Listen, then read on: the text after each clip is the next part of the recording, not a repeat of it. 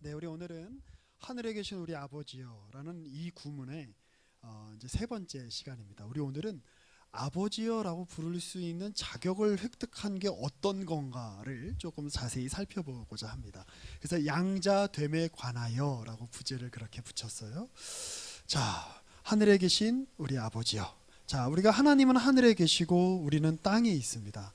그러니까 하나님이 하늘에 계시다는 건 하나님이 우리를 초월해 계시다는 거예요. 넘어서 계신다. 우리가 하나님을 헤아릴 수 없다. 그런데 땅에 있는 인간이 하나님과 어떻게 연결이 되는가? 하늘에 계신 우리 아버지여라고 하는 이 이름을 부를 때에, 하나님을 부를 때 이 기도문을 통해서 하늘과 땅이 연결이 되는 거죠. 근데 이제 이게 무슨 일종의 주문 같은 거 아니에요. 저도 옛날에 그 이제 중고등 학생 때는 이제 가위 같은 거 많이 눌리잖아요. 전에 말씀드렸던 것처럼 그렇게 가위를 많이 눌렸어요. 제가 예전에 이제 중고등학교 때 다녔던 이제 교회가 그 교육관이 지하에 이렇게 있었어요. 그래서 어느 날은 이제 밤에 괜히 기도하러 가고 싶더라고. 집에서 한 5분 거리밖에 안 돼서. 그래서 지하에서 이렇게 막 기도하는데 근데 그 괴담이 있었어. 그 지하에 그 황소 전도사님이라는 아주 등치가 큰 전도사님이 계셨는데, 그 당시 미국으로 유학을 가신. 근데 그 전도사님이 거기서 막 기도하다가 갑자기 이렇게 막 귀신이 달려들었다는 거야. 그래갖고 그 덩치가 큰 황소라고 불렸던 이 전도사님이 갑자기 기도를 끊고 그 교육관 밖으로 도망쳐 나갔다 하는 괴담이 있던 교육관이었어요. 이런 괴담 들어보셨어요? 자, 옛날에 그런 일이 많았는데 저도 이제 막 밤에 이제 혼자서 막 기도하는데 새벽 한 1시쯤 됐나? 2시쯤 됐나? 이제 막 기도하는데 갑자기 이제 이렇게 막 가위가 눌리는 거예요. 이게 밤에 기도하면 이게 약간 제정신이 이렇게 제정신이 아니거든요. 그래서 이렇게 졸다가 깨다가 막 기도하다가 가위가 들린 거야. 그래서 근데 이제 옛날에 이제 가위가 들리면 막 기분이 섬찟하잖아요. 그래서 막 사탄이 나를 시험하나 막 그래서 막 괴로워서 막 이렇게 몸둘 바를 모르고 있는데, 제가 같은 뭐 이렇게 쭈그리고 앉아가지고 막 가위는 들렸지. 그래서 주기도문을 외우기 시작했어요. 하늘에 계신 우리 아버지요. 막 속으로 이제 막 외우기 시작하는데 그 옆에 이렇게 쥐 새끼가 한 마리 이렇게 지나가더라고요. 이렇게 기도를 하는데 이 가위는 안 풀리고. 그래서 저는 이 구절 생각할 때마다 그때 일이 이제 막 이렇게 떠오르는데, 이 어떤 주문 같은 게 아니에요. 그냥 아무리 어려운 일이 있을 때도 하늘에 계신 우리 아버지여 이름이 거룩히 여김을 받으시옵고 이렇게 주문같이 외우면 갑자기 어떤 일이 안 되던 일이 막 되고 막 그런 차원이 아니라 이 의미가 뭐냐는 거예요. 우리가 하나님을, 하늘에 계신 분을 아버지로 부르는 게 과연 어떤 의미일까 한번 생각해 보겠습니다. 우리 지난주에 우리 같이 이야기 나누었는데, 지난주에 했던 얘기 조금 복잡하고 어려운 얘기셨을 거예요. 근데 우리 지난주에는 이제 연휴가 껴서 못 오신 분들이 좀 많은데, 왜 이런 현상이 일어나는 거죠, 준호 형제는? 어떤 심령, 어떤 저기 귀신의 이 현상인가요? 에어컨이 이상 있는. 그래요. 자, 아무튼 지난주에 했던 얘기는 사실은 우리가 높은 봉우리로 올라가기 위해서 제가 초반에 이렇게 봉우리를 확 좀 끌어올린 것 같은 이야기예요. 그래서 조금 이해하시기 어려웠을 수도 있는데 아주 중요한 전제가 되는 이야기들을 많이 했기 때문에 지난주에 못 들으신 분들은 그 유튜브에 올라와 있으니까 한 번 더 들으시면 좋을 것 같아요. 이렇게 꼭 한번 참조를 해보세요. 지난주에 했던 얘기가 이거였어요. 하나님은 숨어 계시는 하나님이라는 거야. 하나님은 우리가 아무리 손에 잡으려고 해도, 우리가 출애굽기 2계명 3계명이 뭐예요? 우상 만들지 말아라, 하나님 이름을 함부로 부르지 말아라. 이게 뭐냐면 하나님을 네가 이해할 수 있는 수준으로, 네가 장악할 수 있는 수준으로 하나님을 쉽게 이해할 수 있다고 생각하지 마라, 이런 뜻이에요. 그렇게 되는 순간 하나님은 하나님이 아니신 분이 돼요. 우상이 되는 거야. 그렇죠? 우상은 뭐예요? 눈에 보인다는 거예요. 눈에 보이기 때문에 내가 만질 수도 있고 내가 이야기를 할 수도 있고 내가 그 대상에게 내가 꽃도 바칠 수 있고 돈도 갖다 바칠 수 있어요. 근데 하나님은 안 보이시는 분이야. 그래서 내가 헌금을 바쳐도 이게 하나님이 받으시는 건지 저 목사님이 다 저기 횡령하는 건지 알 수가 없잖아. 내가 찬양을 해도 하나님은 안 보이시기 때문에 내가 눈에 보이는 대상에게 찬양을 하면 이 대상이 내 노래를 듣고 내 찬양을 받는구나 알 텐데, 하나님은 눈에 안 보이세요. 그래서 내가 찬양을 한다고 해서 하나님이 이걸 기쁘시게 생각을 하는 건지, 아니면 네가 정성이 부족하다 이렇게 생각을 하시는 건지 알 수가 없어요. 그런데 그 하나님이 어떤 하나님이시냐? 우리가 하나님께 나아갈 수 없어요. 그런데 하나님이 우리에게 자신을 계시하신다는 거예요. 가장 분명한 거는 하나님이 말씀으로 계시하시는데, 하나님이 어떤 말씀? 바로 하나님의 말씀, 태초에 말씀이 계시니라. 그리고 이 말씀이 육신이 되셨다. 그분은 우리에게 오신 누구다? 예수 그리스도다. 예수 그리스도의 삶과 그분의 말씀을 통해서 우리는 하나님이 누구신지 알게 되는 거예요. 그리고 그 예수 그리스도의 그 삶과 예수 그리스도의 말씀을 증거하는 이 설교 행위를 통해서 여러분들은 하나님의 말씀을 듣는 거예요. 그러니까 우리가 매주 이렇게 같이 교회로 모여서 목사님의 설교를 듣고 그리고 하나님의 어떤 분이신지를 아는 거, 그거 굉장히 중요한 거예요. 그러니까 어떤 십자가라고 하는 어떤 상징 혹은 주기도문이라고 하는 걸 어떤 주문처럼 여겨서 우리가 어떤 특별한 능력을 얻게 된다, 이게 아니라 하나님이 우리에게 말씀하시고 하나님 우리가 함께 하신다는 사실을 우리가 이 설교를 통해서 말씀을 통해서 함께 교제하는 걸 통해서 우리가 경험하는 거, 그게 굉장히 중요하죠. 그 몇 주 전에 우리 바자회가 있었는데 바자회에 이제 그 우리 사모님께서 만드셔서 그 십자가 도자기가 많이 나왔어요. 그런데 이제 제 아들이, 큰 아들이 초등학교 5학년인데 뭐에 꽂혔는지 하여튼 그 십자가 도자기를 엄청 많이 사더라고요. 왜?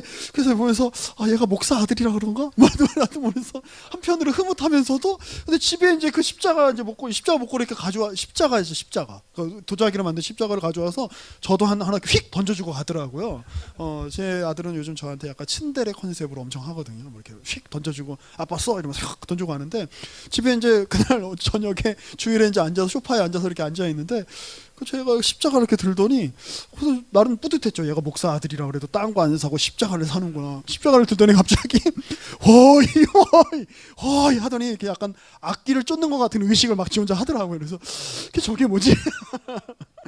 야, 십자가 그런 거 아니야 라고 얘기해 줄까 하다가 좀 말았어요. 하여튼 집 방에 이렇게 방문 앞에 걸어놓고 저 무슨 의미일까 말하면서. 근데 우리 그 십자가를 우리 그 주술적인 의미로 쓰면 안 돼요. 우리 뭐 저기 이렇게 우리 뭐 수정자매는 우리 다음 주에 시험 본다면서요, 그렇죠? 시험 보는데 그 십자가 이렇게 탁 이렇게 앞에 놓고 시험 보면 이렇게 갑자기 뭐 B 맞던 게 A 뿔 나오죠. 옛날에 그런 분이 있었어요. 시험 보기 전에 방언으로 십자가를 쓰는 거야. 이렇게 가로줄로 이렇게 쓰고 아래줄로 쓰고. 그러면 시험을 잘 본다. 뭐 그래서 좀 이상하죠. 신앙은 그런 거 아니에요. 하나님이 우리에게 말씀하시는 하나님이고 다가오시는 하나님이다. 이게 굉장히 중요해요. 자, 조금 땡뚱맞은 질문일 수 있는데 하나님 세상을 왜 만드셨을까요? 1. 하나님이 외로워서 하나님 뭔가 부족해서. 그러면 하나님은 아주 중요한 우리가 생각하는 신학적인 전제, 성경이 이야기하는 하나님상에서 벗어나게 돼요. 하나님은 조금 어려운 말인데 자충족적인 분이다, 이 표현을 써요, 신학에서는. 뭐냐면 하나님은 그 스스로 모든 걸 다 충족히 자충만하게 누리시는 분이시라 뭐 어떤 부족함이 없으신 분이라는 거예요. 그럼 하나님 인간을 왜 만드셨지? 어떤 사람 누가 그렇게 이야기해요. 막 하나님 혼자 있는 게 외로우셔서 인간을 만드셨다고. 굉장히 신학적으로 그 문제가 있는 이해예요. 하나님 외롭지 않으세요? 하나님 모든 걸 다 완벽하게 갖추고 계세요. 우리가 하는 무엇 때문에 무언가가 필요해서 하나님 우리 만드셨을까요? 우리가 아무리 헌금을 많이 한다고 한들 하나님보다 소유한 게 많을까? 그렇죠? 우리가 아무리 멋진 찬양을 노래를 한다고 한들 하나님 옆에 있는 천사들보다 더 멋있게 부를 수 있을까요? 근데 하나님 세상을 왜 만드셨을까? 그러니까 굉장히 다양한 이론들이, 신학적인 이론들이 있는데 제가 제일 좋아하는 건 그거예요. 우리가 하나님을 뭐라고 부르냐면 이거 정말 독특한 거예요. 모든 종교에 삼위일체라는 사상은 없어요. 이거 기독교만의, 이거 제가 장담합니다. 제가 옛날에 종교와 신화에 미쳐서 세상에 많은 종교를 연구한 적이 있었는데 제가 그때는 기독교도 세상에 많은 종교 중에 하나라고 하는 전제를 가지고 연구할 때였어요. 신학교를 다니고는 있었지만. 그런데 그 어디를 봐도 이 삼위일체라는 사상은 찾아볼 수 없어요. 삼위일체가 뭐예요? 하나님 한 분이신데 세 위격, 그러니까 우리 인간으로 말하면 세 인격인데 하나님을 향해서 인격이라고 붙일 수 없기 때문에 우리가 위격이란 표현을 써요, 신학적으로. 우리 삼위일체에 대해서는 제가 나중에 더 자세히 말씀드릴 기회가 있을 것 같은데, 그런데 어떤 신학자, 보네포라는 신학자가 이제 그런 얘기를 했는데 서로를 향한 사랑이 너무 커서 하나님이 이 세상을 만드셨다는 거예요. 그러니까 이 세상은 하나님이 이 세상을 만들어서 인간을 시험하고 괴롭히려고 만든 세상이 아니라 하나님 안에 있는 성부가 성자를 향한 사랑이 너무 크고 성자가 성령을 향한 사랑이 너무 커서 이 사랑이 흘러 넘쳐서 오늘 우리가 지금 경험하는 이 세계를 만들었다라고 하는 신학자의 견해를 저는 제일 좋아해요. 그러니 이거 조금 생각해 보면 우리가 지금 나라고 하는 존재, 하나님 세상을 만들었으니까 나라고 하는 존재가 있잖아요. 나라고 하는 존재는 비극적이거나 아니면 쓸모없거나 어떤 그 가치 없는 그러한 인생을 살라고 날아가는 존재가 형성된 게 아니라 이 세계 자체가 그것이 아니라, 물론 우리가 이 세계의 현실을 보면 날마다 이 세계가 멸망할 것 같지, 환경 문제로 이 세계가 멸망할 것 같고 전쟁 나서 핵전쟁 나서 이 세계가 다 멸망할 것 같지만 그건 죄로 인한 오염된 현실인 거죠. 그러나 이 세계 현실의 가장 근본에는 우리의 삶에, 우리 개인의 삶도 보면 일이 좀 잘 풀리고 내가 사랑하는 사람을 만나고 내게 어떤 내가 원하는 일들이 충족될 때는 내 삶이 너무나 기쁘지만, 그렇지 않을 때는 내가 왜 태어났지? 그냥 돌로 태어나는 게 나을 뻔했어. 다음 세상에는 돌로 태어나면 좋겠다. 뭐 이런 우리가 소망을 갖게 되는 때도 많지만, 기본적으로 우리의 존재의 맨 밑바탕에는 무엇이 있느냐? 사랑, 희열, 존재의 충만함. 이것이 우리의 삶의 이 세계의 전제가 되고 있다라는 사실을 여러분 기억하셔야 돼요. 여러분들 하나님께서 사랑으로, 기쁨으로 존재의 희열을 누리라고 여러분들 부르셨다는 걸 생각하셔야 돼요. 그 독일어에 보면 그 사물이라고 하는 단어를 두 단어로 이렇게 구분해요. 그러니까 이제 어떤 게 구분하는 단어가 있는데 뭐냐면, 굳이 우리말로 번역을 하자면 사물이라는 말이 있고 산물이라는 말이 있어요. 산물은 뭐냐면 셀 수 있는 물건이에요. 사물은 셀 수 없는 물건이에요. 제가 물어볼게요. 셀 수 있는 게 더 귀한가요? 셀 수 없는 게 더 귀한가요? 약간 헷갈리죠. 셀 수 있는 게 더 귀한 것 같아요? 셀 수 없는 게 더 귀한 것 같아요? 좀 더 바꿔서 표현해 보면, 셀 수 있다라는 건 값으로 매길 수 있다는 거죠. 오늘날 우리가 살고 있는 시대는 뭐 마르크스 같은 사람이 이야기했듯이 모든 거를 다 가치로, 어떤 화폐로 셀 수 있는 것으로 다 어떻게 보면 변화시키는 그 삶 속에 살고 있어요. 그래갖고 심지어 이렇게 보면 어디까지도 그게 하냐면, 옛날에는 어떤 금액이 매겨지지 않았던 것들이 요즘 금액이 매겨지는 걸 볼 수 있죠. 요즘 보니까 여러분도 아마 그러셨겠지만, 제가 그 애들을 어디 그 친구를 만나게 하려면 다 학원을 보내야 되더라고요. 축구 경기라도 좀 하게 하려면 다 그게 요즘 학원이 돼 있고 뭐 다 돈 받고 그 선생님이 다 붙고, 그리고 이제 애들하고 같이 가르쳐주고, 물론 예전에 비해서 체계적으로 가르쳐주고 잘 보호자의 보호 아래 잘 한다는 것은 있지만, 예전에 뭐 그런 거 없었던 것 같거든요. 그냥 동네 나가서 축구하는 거지. 동네 나가서 게임하고. 근데 요즘 그런 거 하려면 다 이제 돈이 들죠. 그러니까 그만큼 우리가 이 셀 수 있는 것이 모든 걸 사실 다 장악한, 모든 걸 다 값을 매기는 그 시대 속에 우리가 살고 있어요. 그러다 보니까 어떤 문제가 생기냐면, 나 자신의 존재에 대해서도 자꾸 값을 매겨. 그거 여러분 성경적인 거 아닙니다. 여러분들의 인생에 대해서 값을 매길 수 있을까요? 내가 연봉 3천만 원 받으면 내가 3천만 원짜리 인생이고, 내가 연봉 1억 받으면 1억짜리 인생일까요? 그렇지 않아요. 요즘 애들 그런다면서요. 너 그 집에 가면, 그 학교에서 만나면 너 몇 평 집에 사니? 너 어느 브랜드 아파트에 사니? 뭐 10억짜리 아파트에 살면 10억짜리 가치가 되는 어떤 인생을 사는 걸까요?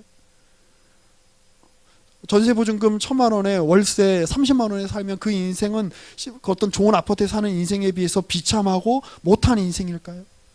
그렇지 않아요. 정말 귀한 건 여러분 값으로 매길 수 없어요. 어머니의 사랑을 값으로 매길 수 있을까요?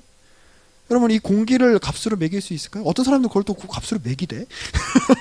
그렇죠? 햇살을 여러분 값으로 매길 수 있을까요? 이 우주를 여러분, 이 태양계 얼마짜리 같아요? 값으로 매길 수 있을까요? 굳이 매길 수 있다면 이거죠. 무한대. 제가 지난주에 하나님 무한이시다, 이 개념을 그렇게 강조한 이유가 바로 거기에 있어요.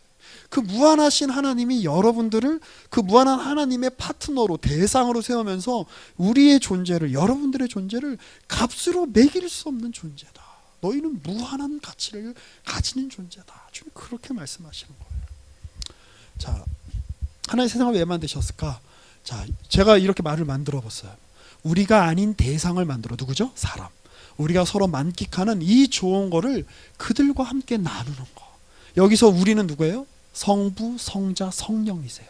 이 세 분은 각기 다른 위격을 가지고 계시지만 하나의 본질로 불려요. 뭐냐면 서로 깊이 연결되어 있다는 거죠. 사랑으로. 그리고 그들도 우리가 함께 누리는 복됨을 누리게 하리라. 여러분 이것이 하나님의 창조의 목적이에요. 이거 기억하셔야 돼요. 오늘 뭐 설교 중에 다른 거 다 기억 안 하셔도 돼. 이것만 기억하시면. 우리도 그들도 우리가 함께 누리는 복됨을 누리게 할 것이다. 이게 창조의 목적이에요. 자, 우리 삼위일체 개념 좀 어렵죠. 성부와 성자가 하나다. 성부와 성령이 하나다. 성자와 성령도 하나다. 그래서 보통 이제 이런 삼각형 이제 표시를 이렇게 하는데, 전 놀라운 거는 예수님이 왜 오셨냐는 거예요. 우리 아까 갈라디아서 말씀 읽었죠. 여자의 아들로 태어나게 하셨죠. 제가 마태복음 1장 설명하면서 전에 뭐라고 설명드렸죠. 여자의 아들로 태어났다는 거는 인간이, 여자는 인간의 대표예요. 그렇죠? 인간의 자식으로 태어났다는 건데, 여러분 제가 제 자식을 거부할 수 있을까요? 없을까요? 없어요. 여러분들의 부모님이 여러분들을 거부할 수 있을까요? 없을까요? 없어요. 여자의 자식으로 태어났다는 건 인간이 하나님을 거부할 수 없는 지경으로까지 묶어버렸다, 이런 뜻이에요. 놀라운 얘기죠. 그래서 이 성자의 자리에 누가 있게 됐다? 우리 그리스도인들도 성자의 자리에 위치하게 되었다. 근데 오늘 조금 약간 미안한 얘기가 좀 있어요. 뭐냐면 양자됨, 왜 양녀됨은 아닌가요? 이렇게 이야기하고 싶을 거예요. 그러니까 이제 워낙 인류 사회에 있어서 이 가부장제라고 하는 것은 20세기 들어올 때까지 거의 모든 문명권에서 지배적인 담론이었어요. 그러다 보니까 아버지가 아들로, 아들이 손자로 이렇게 이어지는, 이렇게 계대되는 것이 어떤 한 가문이나 어떤 한 인생이 이어지는 거라고 생각해 왔었죠. 거의 모든 문화권에서. 그렇기 때문에 우리 이런 식으로 이렇게 표현할 수밖에 없는 거를 우리 여성분들이 좀 이해해 주시면 좋을 것 같아요. 근데 이거예요. 여기서 중요한 개념은 성자는 누구와 하나다? 성부와 하나다. 성부는, 아버지는 누구와 하나다? 아들과 하나다. 그런데 이 아들의 위치에 누구를 편입시켰다? 우리 믿는 자들을 끌어들였다, 편입시켰다. 그래서 우리가 하나님으로부터 직접 태어난 존재는 아니지만 예수와 연합함으로 예수와 동일한 지위, 아들 되는 지위에, 이거는 우리 생물학적인 남자냐 여자냐 상관없이 우리 모두가 다 예수 그리스도의 그 지위에 하나님이 우리를 위치시키셨다, 이 얘기를 지금 성경이 하고 있는 거예요. 자, 그래서 보면 우리 아까 읽었던 구절이죠. 율법 아래에 있는 자들을 5절이에요. 속량하시려고 우리로 뭘 얻게 하려고? 아들의 명분. 그래서 너희가 누구다? 아들이다. 그래서 하나님의 아들의 영을 우리 마음에 보내셔서 이제 우리를, 하나님을 뭐라고 부를 수 있게 되었다? 아빠라고 부를 수 있게 되었다. 자, 그래서 네가 후로는 종이 아니고 아들이니, 아들이면 뭘 받는다? 유업을 받는다. 자, 이거 기억하세요. 종 아니다, 우리 아들이다. 아들은 뭘 받는다? 유업을 받는다. 유업이라는 건 뭐냐면 그 가문이 가지고 있는 재산, 사업, 이런 것들을 총칭하는 말이에요. 그러니까 아버지께 이제 내 거가 되는 거죠. 자, 이 말씀은 또 요한복음에 한 번 더 이제 강조가 되는데 우리 같이 한번 교독해 볼까요? 자, 23절은 같이 읽을 거예요. 아버지여, 아버지께서 내 안에 내가 아버지 안에 있는 것 같이 그들도 다 하나가 되어 우리 안에 있게 하사 세상으로 아버지께서 나를 보내신 것을 믿게 하옵소서.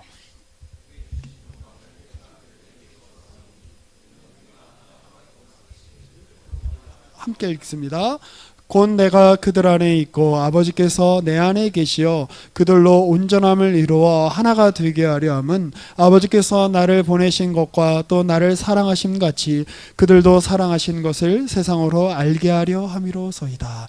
자, 예수님이 오신 목적이 뭐라고요? 그들도, 그들은 누구예요? 우리 모든 믿는 자들.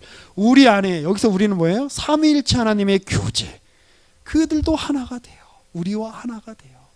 나를 사랑하심 같이 우리 아버지께서 그들도 사랑하신 것을 세상으로 알게 하는 게 내가 여기 온 목적입니다라고 예수님이 하나님께 그렇게 기도하는 거예요. 그러니까 내가 예수다 이러면 이단이지.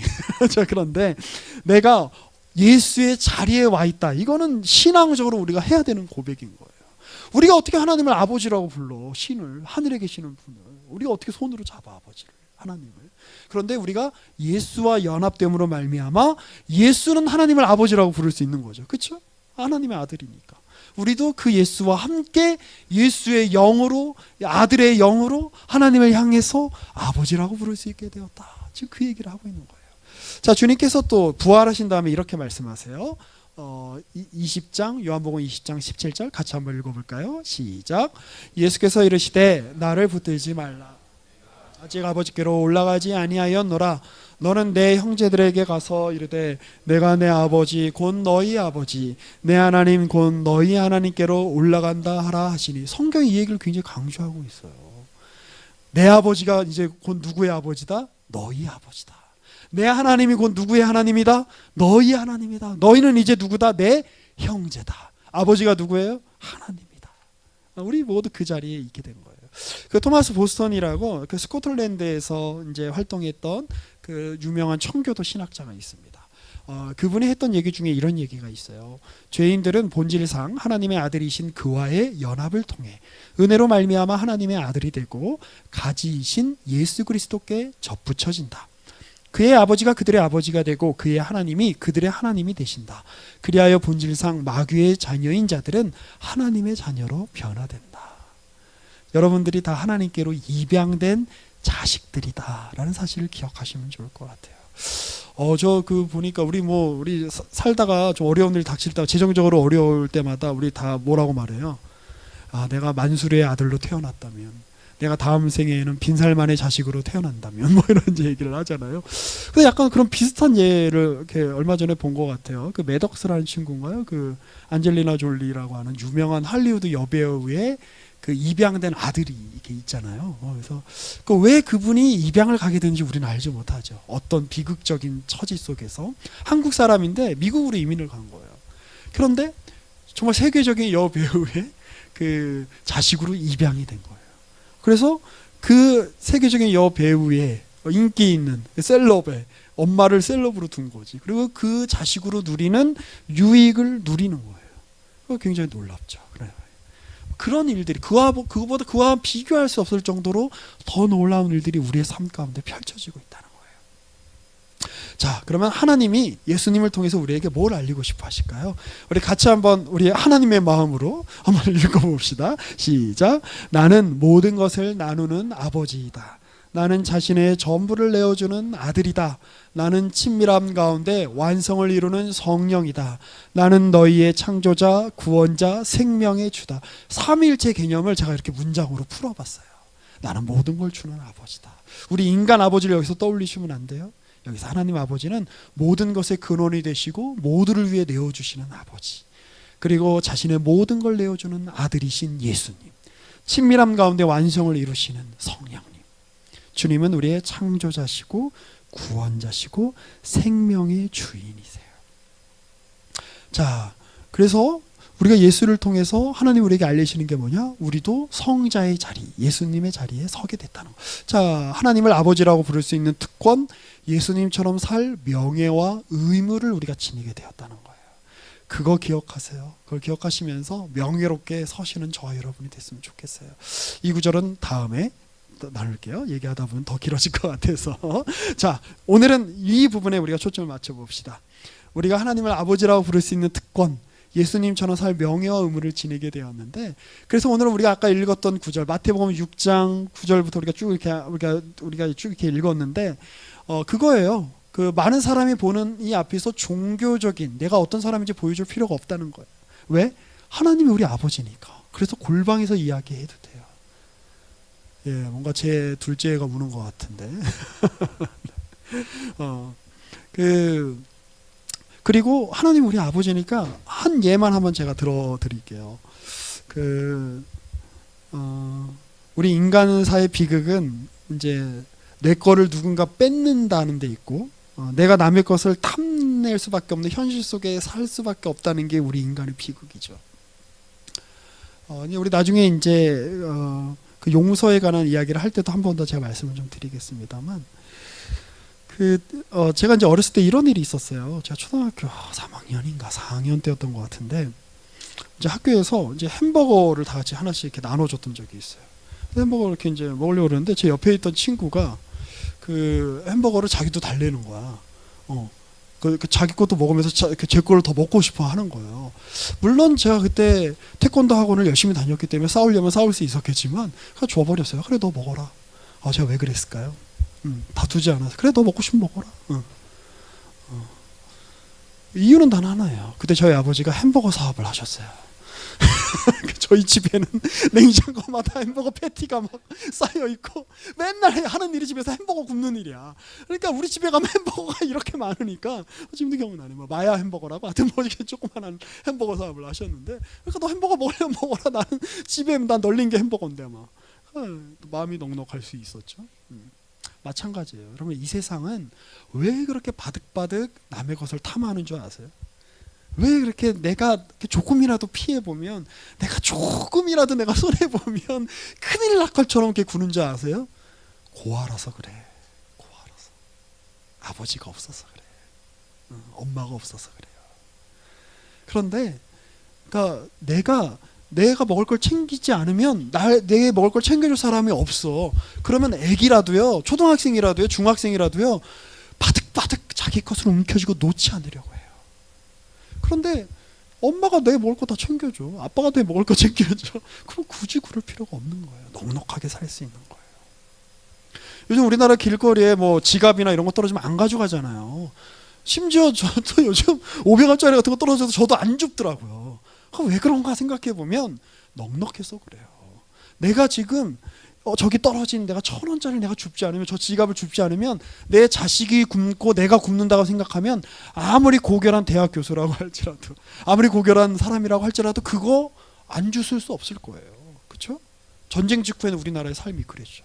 근데 지금 다 부유하니까 아유 저거 뭐 내가 지금 당장 저거 가져가지 않아도, 내가 눈을 속이지 않아도, 내가 부끄러운 일을 하지 않아도 내가 굶지 않을 거라는 보장이 있으니까 우리가 그렇게 할 수 있는 거예요. 여러분, 사회가 그렇게 부유로워져야 돼요. 정신적으로 풍요로워져야 돼요. 우리가 지금 문제가 있는 거는, 우리가 지금 어려운 이유는, 우리 사회가 어려운 이유는, 우리의 삶이 어려운 이유는 우리가 물질적인 부유함이 없기 때문이 아니죠. 정신적인 이 목마름, 메마름, 마치 아버지가 없는 것처럼, 어머니가 없는 것처럼. 그래서 여러분, 그래서 우리가 예수를 믿는다는 건 참 놀랍고 좋은 일입니다. 뭐냐면 아버지가 계시잖아요. 얼마나 좋아요. 마지막으로 이 얘기만 좀 드리고 싶어요. 제가 그 존경하는 이제 그 선생님 중에 김우창 교수님이라고 계시는데, 뭐 대학생 때부터 이제 그분 강의랑 이제 그분 책을 이제 열심히 이제 들어왔죠. 근데 그분은 기독교인은 아니에요. 그런데 이 서양 사상사에 대해서는 우리나라에 있는 그 누구보다도 이 탁월한 이제 지혜를 가지고 계신 분인데, 그 도올 김용옥이라는 사람 혹시 아세요? 그분이 좀 이렇게 이빨이 좋으시잖아요, 그분이. 그런데 오늘 유튜브에서 내가 영어를 내가 제일 잘하는데 나보다 잘하는 사람 한 사람이 있다고. 그 사람 누구냐? 김우창 교수님이라고 이제 이렇게 이야기하면서 한 번은 이제 자기 유튜브에 초청을 했는데 엄청 쩔쩔매더라고요. 그분 앞에서 막 마치 그 학생인 것처럼 마치 정말 자기 존경하는 형을 만난 것 같이 이렇게 쫄아가지고 이제 막 조심스레 물어보는데, 그때 어느 이제 그 어느 채널 어떤 이제 그 유튜브 방송에서 그 김용옥 교수가 물어봤어요. 이 기독교의 특징이 뭡니까? 뭐가 다른 겁니까? 근데 김우창 교수님이 이렇게 한참 생각하더니 그게 다른 것 같아요. 기독교인들은 마치 하나님과 직접 통화할 수 있는, 어디 갔지? 직통 전화를 갖고 있는 사람들 같아 보여요. 거기에서 오는 그 자신감, 그 풍요로움, 그것이 서구 사회가 그렇게 월등하고 탁월한 사회를 만드는데, 물론 뭐 부정적인 면들도 있지만 아주 중요한 기여를 한 것 같아요. 그 얘기를 하더라고요. 제가 그 얘기를 들으면서 많은 생각이 들었어요. 우리가 매일 우리가 부르죠. 하늘에 계신 우리 아버지요. 그렇다면 이제 우리가 해야 될 일은 뭐냐면, 우리가 성자의 자리에 함께 선 자로서 우리가 있는 삶의 자리에서 하나님을 아버지라고 부를 수 없는 사람하고는 구별된 무언가를 우리는 보여줄 수 있는 자리에 우리가 서게 됐다는 거예요. 우린 누가 있다? 아버지가 계신다. 우린 누가 있다? 집에 가면 엄마가 계신다. 나를 돌보는, 그러니까 이제 우리가 보통 삼위일체에서 성령을 어머니의 역할을 하시는 분이라고 우리가 일을 많이 하거든요.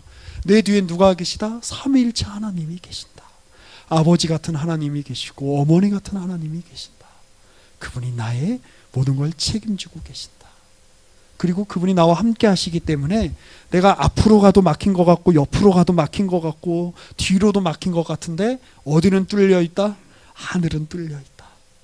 내가 지금 풀리지 않는 이 논문, 내가 풀리지 않는 이 나의 진로의 문제, 나의 풀리지 않는 이 인생의 문제, 세상에서는 답이 없지만 내가 하나님을 아버지로 부르기 때문에, 나는 그분을 향해 직통으로 전화를 걸 수 있는 존재이기 때문에, 나는 아버지라고 그분을 향해서 마음껏 부를 수 있는 존재이기 때문에 내게는 길이 있다. 그 넉넉한 마음을 누구만 가질 수 있는 거예요? 우리만 가질 수 있는 거예요. 그러니 여러분, 하나님 허락하신 삶의 자리에서 그 아들됨에, 하나님의 자녀됨에 넉넉하고 명예롭고 복되고 풍성한 내용을 한껏 멋지게 보여주는 그런 여러분들이 되셨으면 좋겠어요. 함께 기도하겠습니다. 하나님, 우리는 본래 죄의 자식으로, 사단의 자식으로 죄 가운데 살다가 허망하게 사라질 수밖에 없는 티끌과도 같은 존재들이었습니다. 그러나 주님께서 예수 그리스도를 통해서 우리를 하나님의 자녀로 삼아주시고 이제 우리가 하나님을 아버지라고 부를 수 있는 복된 자리로 우리를 불러주시니 감사합니다. 그러니 주님, 하나님을 아버지로 모시는 자답게 넉넉하고 사려 깊고 풍성하며 복되고 명예롭게 우리의 삶을 갖고 갈 수 있도록 인도하여 주시옵소서. 하나님을 아버지로 여기지 않는 자처럼, 고아처럼 내가 내 손으로, 내가 내 힘으로 벌어먹지 않으면 살 수 없을 거라고 하는 불안과 낙담과 막막함으로 그렇게 세상을 사는 것이 아니라 그러한 세상의 거짓말에 귀를 기울이지 않게 하시고 하나님이 우리의 아버지가 되어주신다라고 하는 복된 사실에 우리가 귀를 기울이며 그 사실에 근거하여 우리의 삶을 복되고 자랑스럽게 영위할 수 있도록 주님 우리와 함께하여 주시옵소서. 우리의 구주가 되시는 예수 그리스도의 이름으로 기도합니다. 아멘. 우리 이 시간에 잠깐 우리 각자의 목소리로 잠깐 기도하는 시간 가졌으면 좋겠습니다.